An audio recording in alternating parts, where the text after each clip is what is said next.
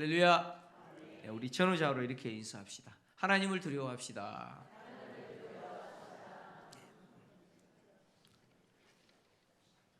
교회 안에 살아계신 하나님을 정말 두려워하는, 이게 다르게 표현하면 경외하는, 하나님을 경외하는 저와 여러분 되기를 주의 이름으로 축원합니다. 사도들이 체포당했지만 하나님은 그들을 풀어주셨습니다. 사도들이 옥에서 나왔지만 이 사실을 전혀 몰랐던, 전혀 모르고 있는 대제사장들과 사두개인들은 체포한 사도들을 신문하기 위해서 사내들인 공회를 소집하고 또 심지어 유대 사회 속에서 가장 존경받는 원로들인 원로들은 장로들입니다. 장로들까지 초대해서 이제 사도들을 신문하려고 사도들을 옥에서 데려오게 했습니다.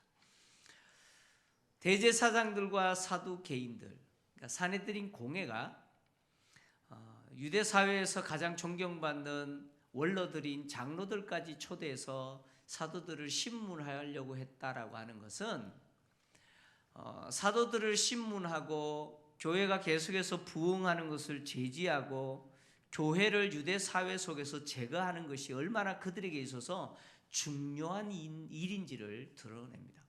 그러니까 교회가 부흥하는 것이 그들에게 있어서 얼마나 큰 위험인지를, 얼마나 그들이 위기의식을 느꼈는지를 이야기를 합니다.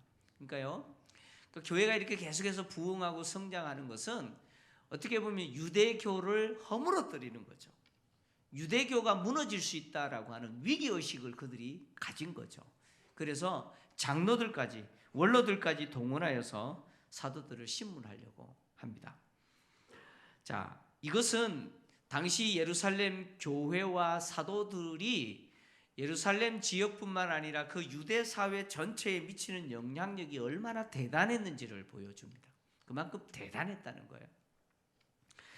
자, 사내들인 공회는 제자들을 신문하기 위해서 데려오라고 했습니다. 그래서 사도들을 체포했던 병력들이죠. 그들이 사도들을 데리려고 옥에 갔습니다. 근데요, 놀라운 일은 옥문은 여전히 잠겨 있어요. 옥문은 여전히 잠겨 있고 그 옥을 지키는 간수들이겠죠. 경비병들 여전히 든든하게 서 있습니다. 그래서 옥문을 열고 들어가 보니까 한 사람도 없어요. 한 사람도 없어요. 그래서 돌아와서 보고하죠. 옥문은 여전히 잠겨 있어요. 그리고 그 옥을 지키는 사람도 여전히 삼엄하게 경비하고 있는데 정작 있어야 될 사도들은 한 사람도 없습니다. 뭘 이야기합니까? 지난밤에 주의 사자가 사도들을 옥에서 나오게 했을 때 하나님이 행하신 은밀한 기적이라는 거예요. 하나님이요, 그 옥을 눈을 부릅뜨고 지키는 그 경비병들조차도 느끼지 못할 정도로 그들의 눈을 가리시고 은밀하게 사도들을 옥에서 나가게 하셨다는 거예요. 하나님이 이렇게 은밀하게 기적을 행하셨습니다. 자, 돌아온 부하들의 보고를 들은 성전 맡은 자와 제사장들이 당황했습니다. 보니까 의혹하여 도대체 이 일이 어떻게 될까 이렇게 말했다고 누가는 기록합니다. 여기 성전 맡은 자들이란 누구냐? 성전 경비 대장을 이야기합니다. 제가 누가복음을 강의할 때 이 성전 경비 대장에 대해서 말씀드린 적이 있습니다. 성전 내에서는 서열이 있어요. 서열이 있습니다. 성전 내에서 가장 서열이 높은 1인자는 누구냐? 대제사장입니다. 대제사장이 서열 1입니다. 그 다음에 서열 2위가 누구냐? 바로 성전 맡은 자, 성전 경비대장입니다. 이 성전 경비대장은요, 성전 안에서 일어나는 모든 일에 대해서 책임을 지는 치안 담당하는 자입니다. 그래서 레위인들로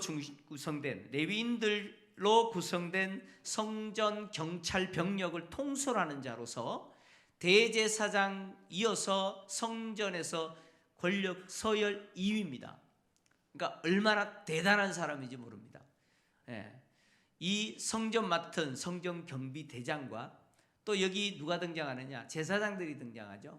여기 제사장들은 누구냐? 바로 대제사장 가야바와 안나스의 문중 사람들이에요. 제사장은 내가 태어나 보니까 아버지가 제사장이에요. 그럼 나는 누굽니까? 나는 제사장입니다. 제사장은 세습입니다. 그러니까 여기 제사장은 바로 대제사장과 대제사장들의 문중이겠죠. 집안 사람들이에요. 그 제사장들이 들었어요. 옥문은 닫혀 있는데, 그리고 지키는 자들도 여전히 지키고 있는데 있어야 될 사도들이 한 사람도 없다는 거예요. 이거는 참 있을 수도 없는 일이죠. 그죠? 있을 수도 없는 일이에요. 자, 여기 의혹하여라고 누가가 기록했는데, 이 의혹하여라고 하는 말은 무슨 뜻이냐면 매우 당황하여, 그런 뜻이에요. 그러니까 사도들을 체포한 사람이 누구예요? 성경경비대장이에요. 성전경비대장이 부하들 보내서 사도들 체포해서 옥에 가뒀어요. 그리고 잠그고 지키게 했습니다. 그냥 적당하게 지키라 그랬겠어요? 이제 사내들인 공회가 열려가지고 이들을 신문해야 되니까 때문에 얼마나 산엄하게 지키라고 했겠습니까? 아주 철저하게 감시하라고 그랬을 거예요. 그런데도 불구하고 사도들이 없어져 버렸어요. 누가 책임져야 됩니까? 성전경비대장이 책임져야 됩니다. 지금 성전경비대장에게 있어서는 지금 심각한 일이 발생한 거예요. 있어야 될 사도들이 한 사람도 없어요. 한 명이라도 있으면 그 한 명을 신문하면 될 텐데 한 명도 없다는 거예요. 한 명도. 다 사라져 버렸다는 거예요. 그러니까 성전경비대장의 입장에서는 매우 당황스럽죠. 그러니까 안절부절 못합니다. 이걸 어떻게 해야 될지. 지금 사내들인 공회는 소집됐고 원로들까지 다 와서 지금 사도들을 데려오기를 기다리고 있는 상황에서 없어져 버렸어요. 사도들이. 데려가야 될 책임자의 입장에서 이거 어떻습니까? 이거 뭐 그냥 당황하는 정도가 아니죠. 어쩔 줄을 몰라 쩔쩔매고 있습니다. 쩔쩔매고 있습니다. 지금 그 상황을 지금 누가가 이렇게 표현한 거예요. 의혹하여 이렇게 표현한 거예요. 자, 다행인지 아닌지는 모르겠는데 그렇게 당황하고 있는 성전경비대장에게 어떤 사람이 옥에 갇혀 있어야 될 사도들이 지금 어디 있다고 이야기합니까? 성전에 서서 백성들을 가르치고 있습니다 라고 보고했다는 거예요. 어떤 사람이 옥에 있어야 될 사도들이 성전에 서서 가르치고 있다고 보고합니다. 누가는 이렇게 보고한 사람이 누군지 이야기하지 않습니다. 그러나 중요한 이야기를 하고 있죠. 이 이름도 모르는 사람의 입을 통해서 사도들이 지금 어디 있다고 이야기합니까? 성전에 서서 가르치고 있다는 거예요. 자, 성전에 서서 가르치고 있는 사도들의 이 모습은 누구의 명령에 대한 순종입니까? 어젯밤에 사도들을 옥에서 이끌어내었던 주의 사자의 명령에 사도들이 어떻게 했다는 거예요? 순종했다는 거예요. 그래서 가서 서서 이 생명의 말씀을 백성에게 다 전하라 라고 했던 주의 사자의 명령에 사도들이 그대로 순종했다라는 것을 이 어떤 사람의 입을 통해서 보고가 되는 거죠. 드러냅니다. 그러니까요, 사도들은요 지금 성전에 서서 가르치고 있는데, 사도들이 성전에 서서 가르친다라고 하는 것은 사실 체포당한 장소에 다시 온 거예요. 맞죠? 사도들이 성전에서 체포당해서 갇혔잖아요.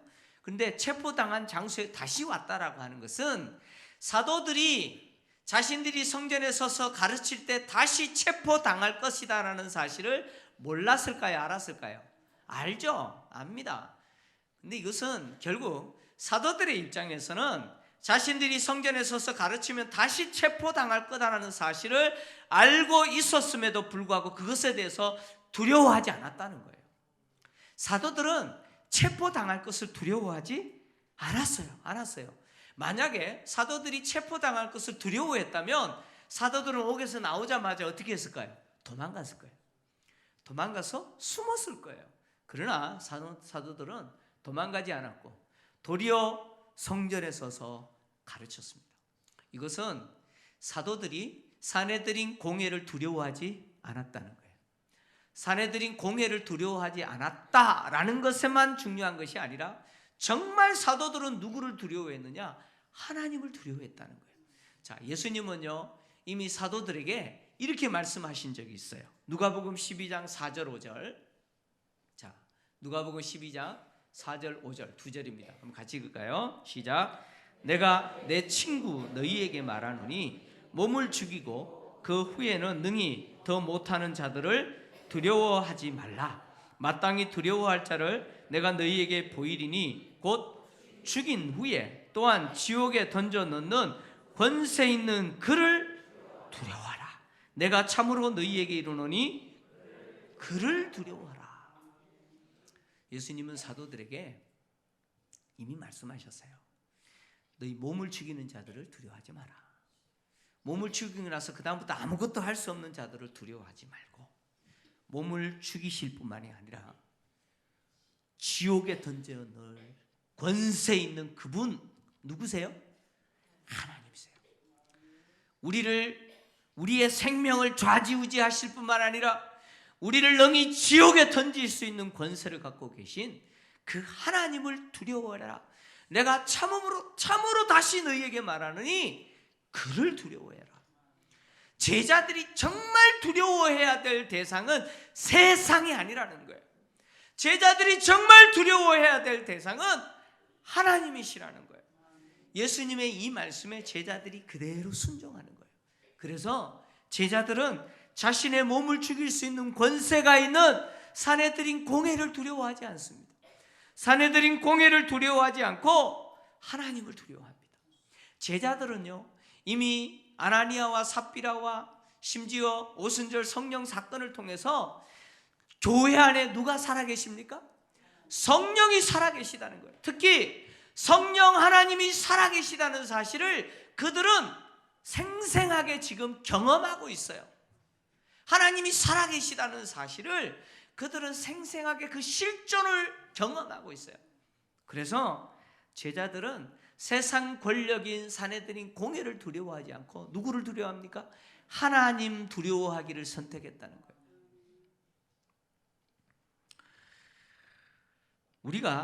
우리가 성도들이 세상을 두려워하는 것은 뒤집어서 이야기하면 누구를 두려워하지 않기 때문일까요? 네. 우리가 세상을 두려워하는 것은요 뒤집어 보면 하나님을 두려워하지 않기 때문이에요. 그렇지 않습니까? 정말 하나님을 우리가 두려워하면 여러분 세상 두려워하지 않습니다. 세상 두려워하지 않아요. 특히 하나님의 실존에 대해서 생생하게 느끼고 있다면, 정말 내 인생 속에 하나님이 살아계시구나 이거 깨닫고 알게 된 사람은요 세상 안 두려워합니다. 세상 안 두려워해요. 세상이 두렵지 않아요. 도리어 누가 두렵습니까? 하나님이 두려운 거예요. 하나님 두려운 거예요. 여러분 교회된 성도들은요 세상 속에서 누구를 두려워하면서 사는 사람들입니까? 교회된 성도들은 세상 속에서 누구를 두려워하면서 사는 사람들이에요? 하나님을 두려워하면서 사는 사람들이 성도들입니다. 성도들입니다. 또 이것을 뒤집어서 이야기하면요 세상 속에서 성도들이 하나님을 두려워하지 않으면 세상이 하나님을 두려워합니까? 성도들이 하나님을 두려워하지 않는데 어떻게 세상이 하나님 두려워하겠습니까? 어떻게 보면 세상이 기독교나 교회를 우습게 여기는 것은 결국 교회된 성도들이 누구를 두려워하지 않아요? 하나님을 두려워하지 않았기 때문입니다. 여러분 분명합니다. 우리가 하나님을 두려워하지 않으면요 세상 절대 하나님 두려워하지 않습니다. 어떻게 보면 세상은 하나님의 실존에 대해서 부정해버립니다. 부정해버려요. 사도들이 성전에 서서 백성을 가르치고 있다는 소식을 들은 성전경비대장은요 부하들을 급히 데리고 성전으로 가죠. 이 솔로몬 행각으로 간 것 같아요.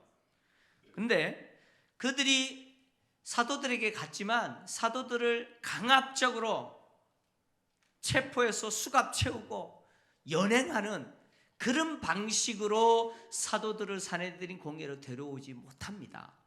오늘 본문을 보시면 성전 경비대장과 그 부하들이 사도들에게 가서 사도들을 설득합니다. 설득해서 데리고 옵니다. 자, 여러분 본문에 보시면 잡아왔으나라는 표현이 있죠.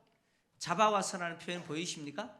예, 잡아왔으나라는 표현 때문에 마치 성경 경비대장과 경찰들이 강압적으로 무력적으로 힘을 사용해서 체포해서 데려온 것처럼, 끌고 온 것처럼 보여지지만 이 잡아왔으나라는 이 단어는요 정확하게 데려왔으나 그런 표현이에요. 데려왔어요. 그러니까 이런 이야기죠. 성전 경비대장과 경찰들이 사도들이 성전에서 가르치는 모습을 보고 그들을 데려온 겁니다. 어떻게 데려왔느냐? 우리와 동행해 주십시오 라고 뭐예요?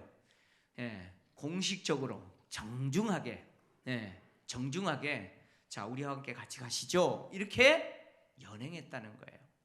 왜 이렇게 했느냐? 그들이 백성을 두려워했기 때문에. 특히 누가는 이 성전 경비대장과 경찰들이 백성을 두려워했는데 백성들이 어떻게 할 것을 두려워했다고 이야기합니까? 돌로 칠 것을 두려워했다. 이게 무슨 이야기냐면 갑자기 성전 경비대장과 경찰들이 들이닥쳐서 사도들을 잡아가려고 하는 것에 대해서 사도들로부터 가르침을 받고 있던 백성들이 어떻게 했다는 거예요? 분노했다는 거예요. 왜 잡아가냐는 거예요. 무슨 말인지 이해되시죠? 왜 사도들을 잡아가냐는 거예요. 그래서 백성들이 분노하는 거예요. 그래서 강제로 사도들을 연행해 갔을 때 백성들은 돌을 던져서 쳤을 거예요. 그래서 성전 경비대장과 이 경찰들이 백성들이 자신들을 향해서 돌을 던질 것을 두려워하여서 정중하게 예의를 갖춰서 우리와 같이 가시죠. 이렇게 해서 사도들을 어떻게 했다는 거예요? 데려갔다는 거예요. 데려갔어요. 자, 다시 말씀드리면 사도들은요 강압적으로 무력적으로 체포당해서 간 것이 아니라 동행을 요청하는 성경 경비대장과 경찰들의 요청에 사도들이 어떻게 한 거예요? 순응했다는 거예요. 협조했다는 거예요. 그래서 같이 갔다는 거예요. 여러분 이거 굉장히 중요한 이야기예요. 무슨 이야기냐? 자, 지금 사도들이 정중하게 자신들에게 동행해 줄 것을 요청하는 성전 경비대장과 경찰들의 말을 거절할 수도 있었어요. 그렇지 않아요? 누구 백 믿고? 누구 백 믿고요? 하나님 백이 아니고 지금 분노하고 있는 누구 백이요? 백성들의 백 믿고.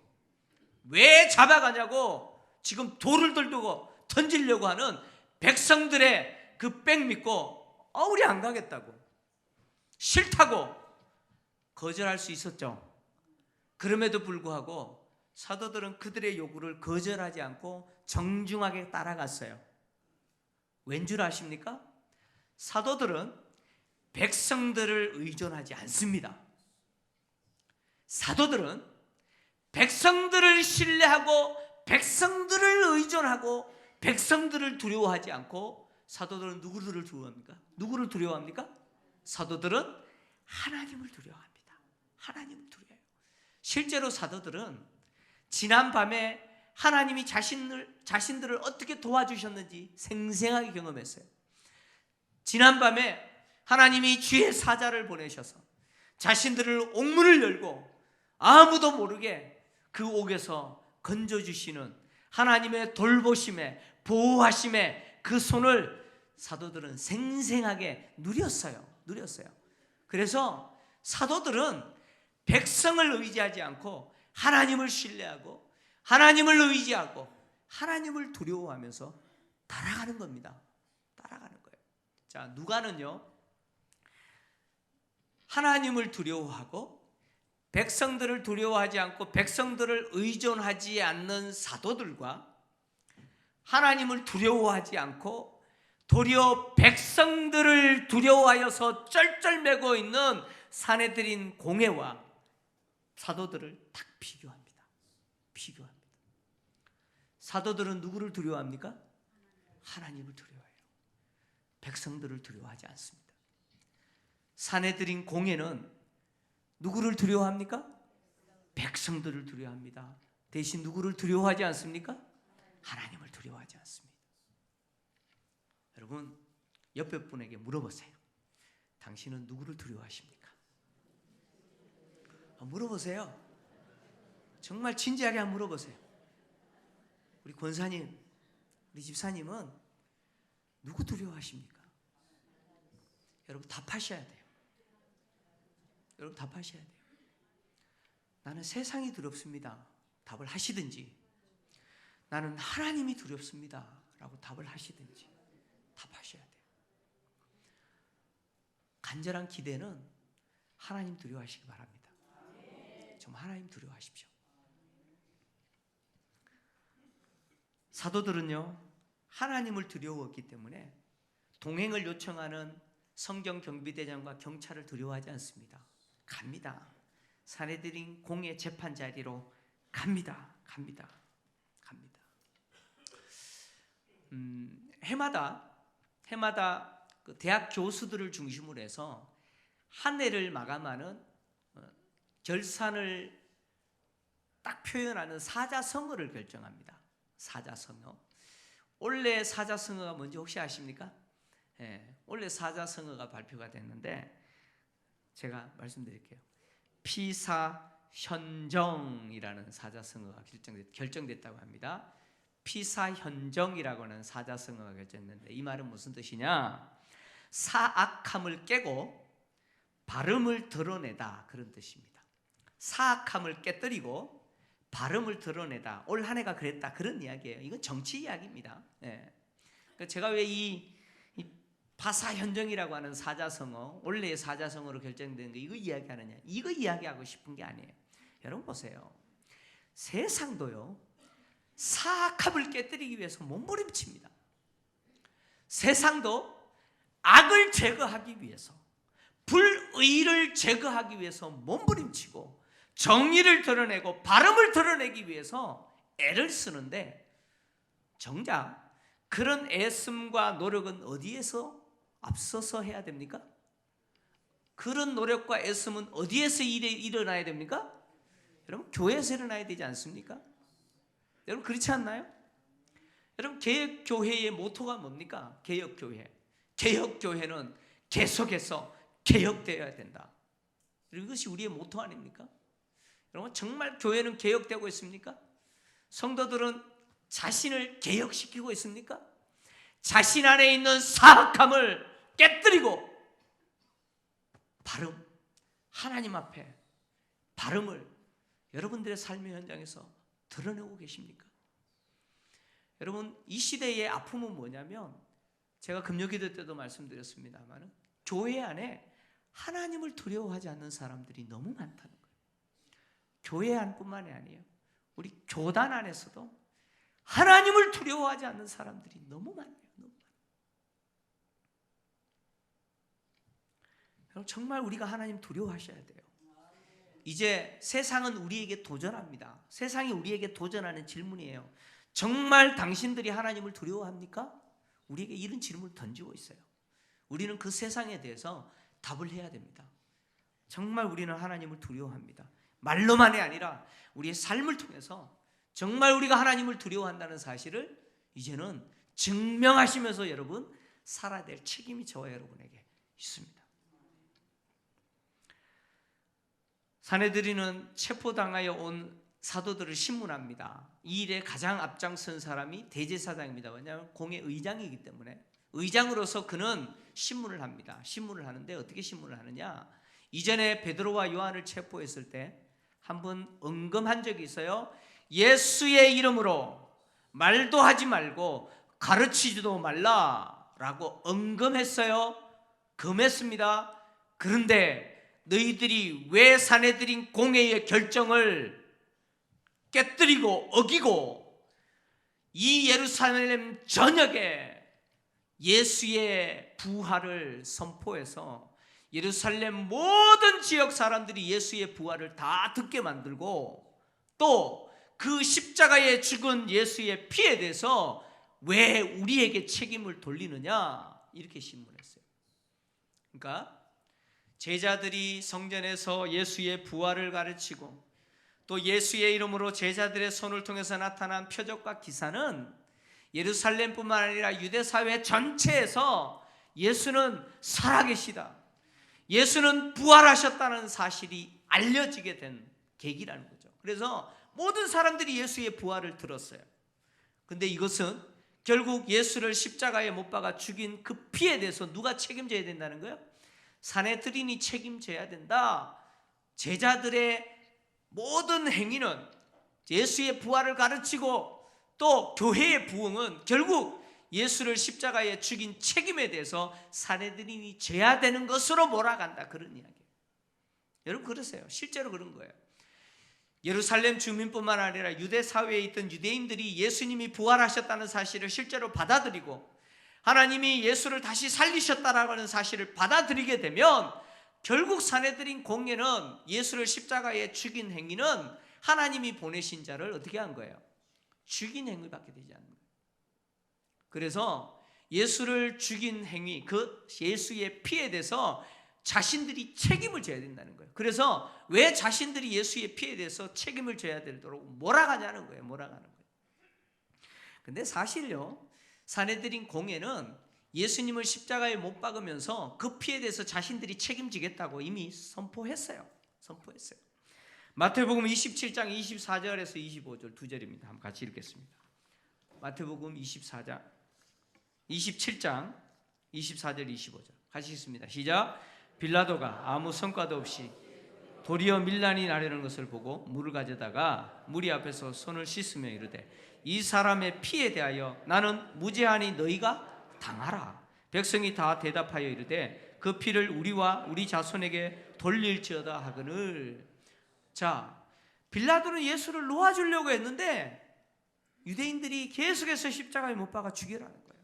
그래서 밀란이 일어날 것을 두려워해서 손을 씻으면서 예수가 죽는 것에 대한 피는 너희들이 담당해라. 그 피값에 대해서 너희들이 책임져라. 그랬더니 백성들이 소리 지르죠.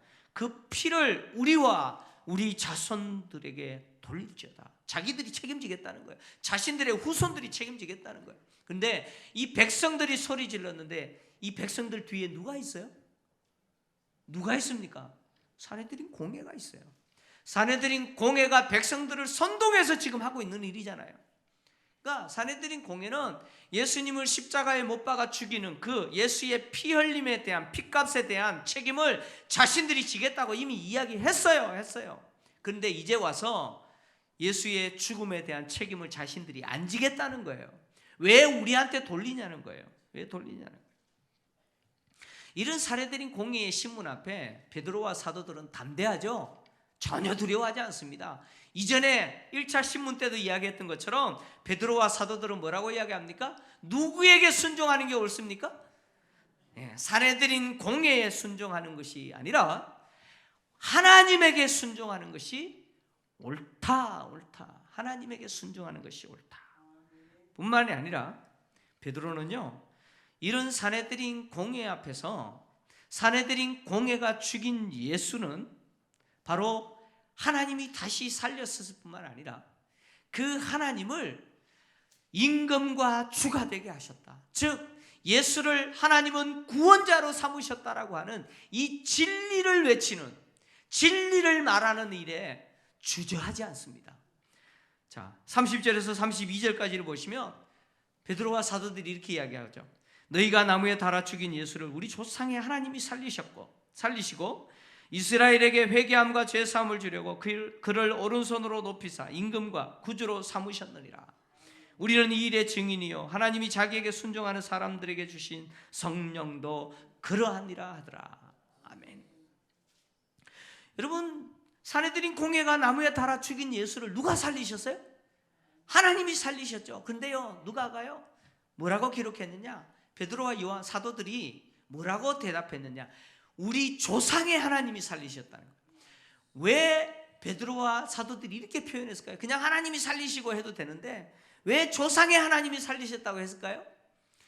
여러분, 산헤드린 공회가 경외한다, 산헤드린 공회가 순종한다라고 하는 그 하나님은 누구예요?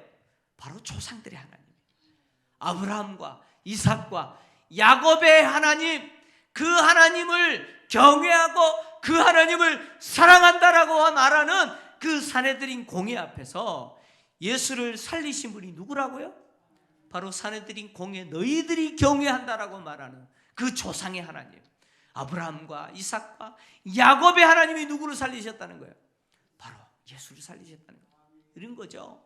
너희들이 예수를 거절하고 예수를 십자가에 죽인 것은 결국 너희들이 경외하고 너희들이 사랑한다라고 하는 그 우리 조상의 하나님, 아브라함과 이삭과 야곱의 하나님을 대적한 행위라는 거예요.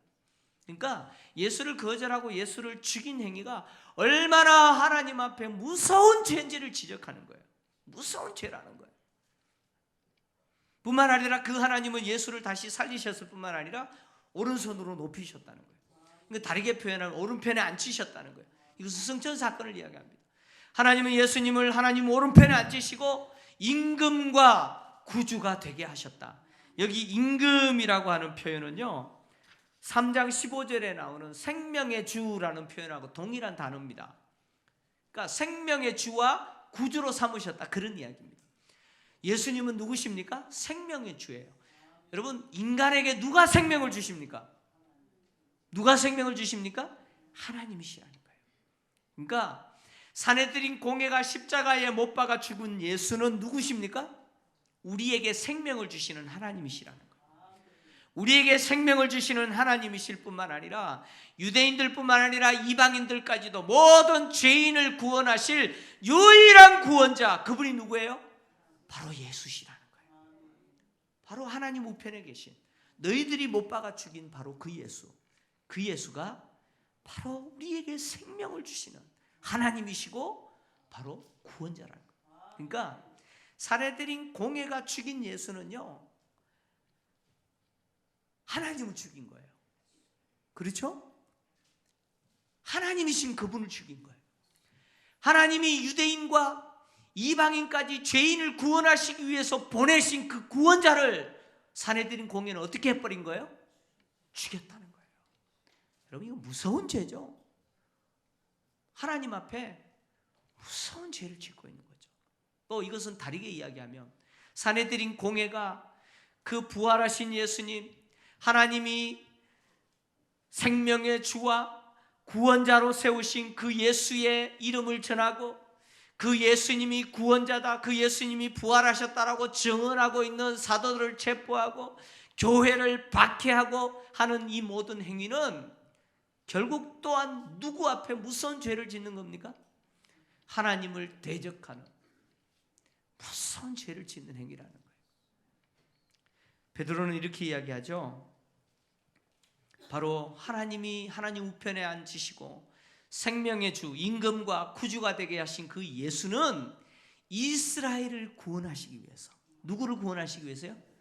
이스라엘을 구원하시기 위해서 보내신 하나님의 구원자라는 거예요.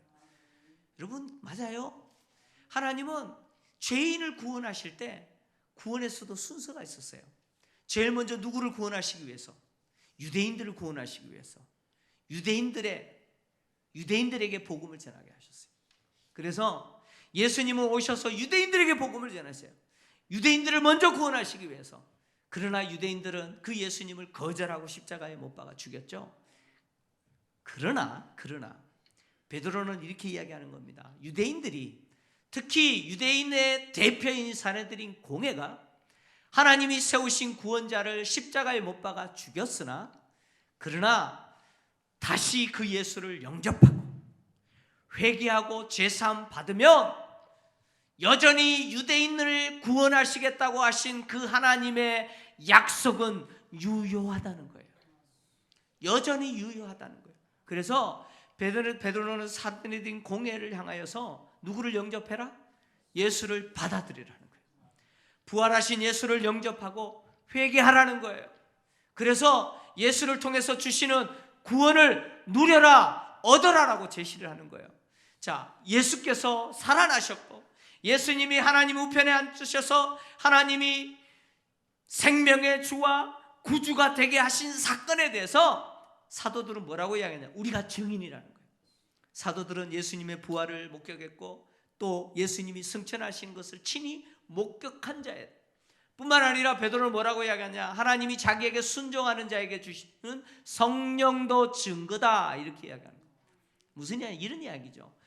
예수 그리스도는 살아계시고 그 살아계신 예수를 나의 주, 나의 하나님, 나의 구원자, 하나님이 나를 구원하시기 위해서 보내신 구원자라는 사실을 받아들이고 예수를 영접하면 하나님이 성령을 선물로 주시는데, 이것은 뭘 이야기하느냐? 예수님이 하나님이 보내신 구원자라는 사실을 증명하는 증거라는 거예요.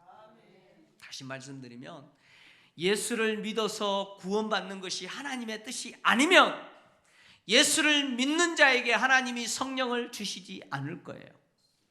하나님이 예수를 믿는 자에게 성령을 주신다는 것은 결국 예수를 믿는 자에게 하나님이 뭘 주시겠다는 거예요? 구원을 주시겠다는 거예요. 구원을 주시겠다는 거예요. 그래서 우리에게 주신 성령은 무슨 역할을 하느냐? 나에게 있어서 구원의 보증이라는 거예요. 성령은 나의 구원의 뭐라고요? 보증이라는 거예요. 보증이라는 거예요. 그래서 바울은 이렇게 이야기했어요. 세 가지 성경 구절을 좀 찾고 마무리합니다. 고린도후서 1장 22절, 아주 중요한 구절입니다. 같이 읽습니다. 시작. 그가 또한 우리에게 인치시고 보증으로 우리 마음에 성령을 주셨느니라. 자, 하나님이 우리를 하나님의 구원 백성, 하나님의 자녀 삼기 위해서 인을 치셨는데 성령으로 인을 치셨다는 거예요. 보증으로 성령을 주셨다는 거예요. 내가 하나님의 자녀인 것을 알 수 있는 확실한 보증이 뭐예요? 내 안에 거하시는 뭐예요? 성령이라는 거예요. 그래서 로마서 8장 14절을 보니까 바울이 이렇게 이야기했어요. 또 읽습니다. 시작. 무릇 하나님의 영으로 인도함을 받는 사람은 곧 하나님의 아들이라. 할렐루야. 하나님이 우리에게 주신 성령의 이끌림 받고 성령의 인도함을 받는 그 사람은 누구라고요? 하나님의 아들이라는 거예요. 하나님의 아들이라는 거예요. 그래서 성령의 인도함을 받고 성령이 그 안에 거하시는 사람에게 하나님은 종말에 어떤 일을 행하시느냐? 로마서 8장 11절 마지막에 이렇게 이야기합니다. 같이 읽습니다. 시작. 예수를 죽은 자 가운데서 살리신 이의 영이 너희 안에 거하시며 그리스도 예수를 죽은 자 가운데서 살리신 이가 너희 안에 거하시는 그의 영으로 말미암아 너희 죽을 몸도 살리시리라. 아멘. 할렐루야. 그리스도 예수를 죽은 자 가운데서 살리신 이 하나님이죠. 그 하나님의 영이 우리 안에 있으면 우리 죽을 몸도 어떻게 하시겠다는 거예요? 우리 안에 거하시는 그 하나님의 영, 성령으로 말미암아 우리 죽을 몸도 다시 살리실 거다. 할렐루야. 우리의 부활은 우리 안에 거하시는 성령으로 인해서 보증이 된다는 거예요. 내 안에 성령이 있다는 것은 무엇을 보증합니까? 주님의 부활의 영광 나도 얻게 될 거라는 거예요. 할렐루야. 자, 이제 이렇게 마무리합니다.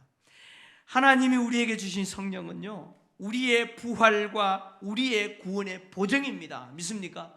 부활과 구원의 보증이에요. 따라서 우리는 세상 속에서 하나님을 두려워하면서 살아야 합니다. 누구를 두려워하면서? 하나님 두려워하면서 살라고 성령을 주셨어요. 우리의 육체의 욕심과 정욕대로 살지 말고 우리 속에 가시는 성령의 인도함을 받고 하나님을 경외하며 하나님을 두려워하면서 살라고 성령을 우리에게 주셨어요. 그래서 우리는 썩어질 세상 속에 살면서 썩어질 세상을 위해서 우리의 시간과 우리의 에너지와 우리의 것을 허비하지 마시고 영원한 영광을 누릴 자로서 누구에게 헌신하면서? 하나님께 헌신하면서 하나님께 충성하면서 사시는 저와 여러분 되기를 주 이름으로 축원합니다. 하나님 아버지,